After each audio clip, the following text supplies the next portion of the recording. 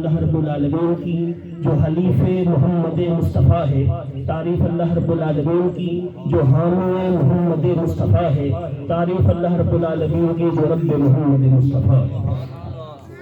سلام ذات اقدس پر جن کی خاطر عالم آبگین وجود میں لائے گئے، سلام ذات اقدس پر جن کے چہرے کا ذکر آئے تو قرآن کہے والضحیٰ، سلام ذات اقدس پر جن کے زلف عنبری پر بات آئے تو قرآن کہے واللیل اذا یغشیٰ، سلام ذات اقدس پر جن کی چشمان اقدس پر بات ہو تو قرآن کہے ما زاغ البصر وما طغیٰ، سلام ذات اقدس پر جن کے ہاتھ مبارک کا ذکر ہو تو قرآن کہے ید اللہ فوق ایدیہم، سلام ذات اقدس پر جن کے بازو ہر پر بات ہو تو قرآن کہے وما رمیت اذ رمیت ولکن اللہ رمی، سلام ذات اقدس پر جن کی کملی پر بات آئے تو قرآن کہے یا ایھا المزمل، سلام ذات اقدس پر جن کے لباس کا تذکرہ ہو تو قرآن کہے یا ایھا المدثر، سلام ذات اقدس پر جن کی ٹور کی بات ہو تو قرآن کہے لا اقسم بھذا البلد وانت حل بھذا البلد، سلام ذات اقدس پر جن کے ادب کی بات ہو تو قرآن کہے یا ایھا الذین آمنوا لا تقولوا راعنا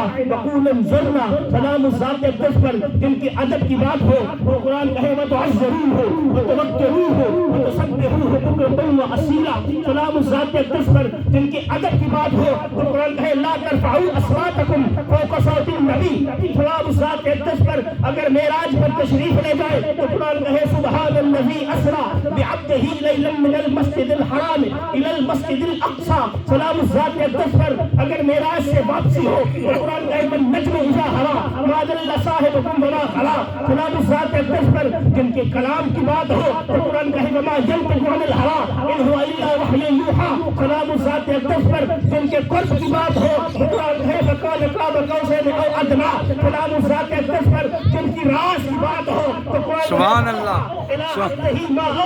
سلام ذات اقدس پر اگر میلاد کی بات آئے تو قرآن کہے وما ارسلناک الا رحمۃ للعالمین، سبحان اللہ، سبحان اللہ، میلاد کی بات آئے قرآن کہے قد جاءکم من اللہ نور و کتاب مبین، سلام ذات اقدس پر جن کے میلاد کی بات ہو قرآن کہے قل بفضل اللہ وبرحمتہ فبذلک فلیفرحوا هو خیر مما یجمعون، یا محمد محمد میں کہتا رہا نور کے موتی سبحان اللہ، سبحان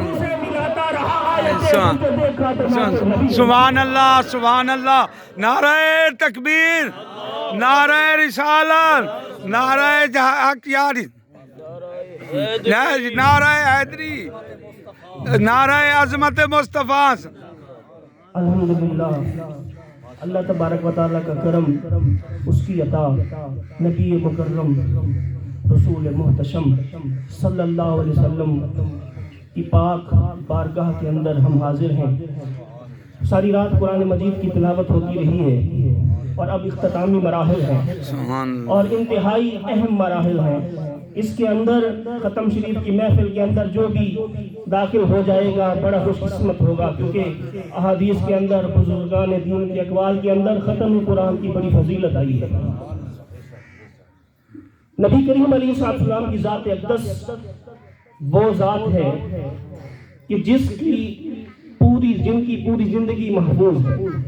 ساری رات قرآن مجید آپ نے سماعت فرمایا، جس طرح 1400 سال گزرنے کے بعد قرآن کا ایک ایک حرف محفوظ ہے، قرآن کا ایک ایک لفظ محفوظ ہے، قرآن کی ایک ایک زیر محفوظ ہے، قرآن کی ایک ایک زبر محفوظ ہے، قرآن کا ایک ایک جملہ محفوظ ہے۔ سبحان اللہ۔ اسی طرح 1400 سال گزرنے کے بعد بھی نبی کریم علیہ السلام کی ایک ایک ادا محفوظ ہے۔ سبحان اللہ۔ انہوں نے لکھا کہ حضور کی زلف کیسی تھی کتابوں کے اندر محفوظ ہے، سرکار کی جسمانی اقدس کیسی تھی حدیث کے اندر محفوظ ہے، سرکار کے ہاتھ مبارک کیسے تھے حدیث کے اندر محفوظ ہے۔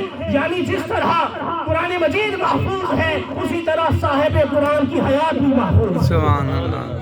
حضرت جابر بن سمرہ رضی اللہ تعالیٰ عنہ فرماتے ہیں رأیت رسول اللہ فی لیلۃ اضحیان وعلیہ حلۃ الحمرا، فرمایا میں نے 14ویں کی رات سرکار کے مبارک چہرے کو دیکھا، سرکار سرخ رنگ کے لباس کے اندر ملبوس تھے۔ میں کبھی حضور کے چہرے کو دیکھتا تھا، کبھی چاند کو دیکھتا تھا، فرمایا میں کبھی حضور کے چہرے کو دیکھتا، کبھی چاند کو دیکھتا اور میں اس نتیجے پر پہنچا فَلْهُوَ كَانَ أَحْسَنَ مِنَ الْقَمَرِ کہ حضور کا چہرہ چاند سے زیادہ خوبصورت۔ سبحان اللہ سبحان اللہ. آج بھی آپ اتنی تفسیر لکھی ہوئی ہے، عاشقوں نے کمال کیا، لکھا کہ حضور کے ابرو جڑے ہوئے تھے یا علیحدہ علیحدہ تھے.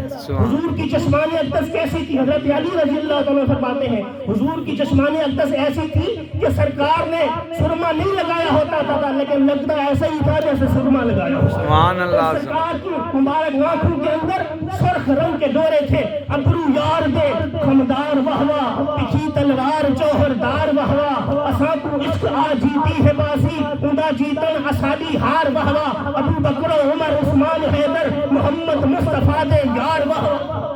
سبحان اللہ. آپ کی پوری زندگی محفوظ ہے. سرکار کے حسن پر بات کی جائے تو گھنٹوں درکار ہے. میں نے حصول برکت کے لیے ایک حدیث پاک آپ کے سامنے رکھتا ہوں. مسجد نبی شریف کے اندر مجلس لگی ہوئی ہے، صحابہ کرام موجود ہیں، نبی کریم علیہ السلام بھی موجود ہیں. حضرت عمیر بن سعد چھوٹی عمر ہے، اور ان کا ایک چچا جس کا نام جلاس بن سعید ہے، جس کی عمر کافی زیادہ ہے، سفید داڑھی ہے، اور عمیر بن سعد جو ہے اس کی عمر کم ہے، 4 سال 5 سال ہے. وہ دونوں رسول اللہ صلی اللہ علیہ وسلم کی محفل میں آتے ہیں، پھر چلے جاتے ہیں. جلاس بن سعید جو تھا وہ بیسیکلی منافق تھا. اس نے جا کر ایک دن چچا نہ آیا اور عمیر بن سعد اکیلے آئے، اور اس نے جا کر کہا چچا رسول اللہ صلی اللہ علیہ وسلم نے آج جو محشر کا نقشہ کھینچا ہے نا مسجد نبی شریف کے اندر، مجھے ایسا لگتا تھا کہ میں میدان محشر میں کھڑا ہوں.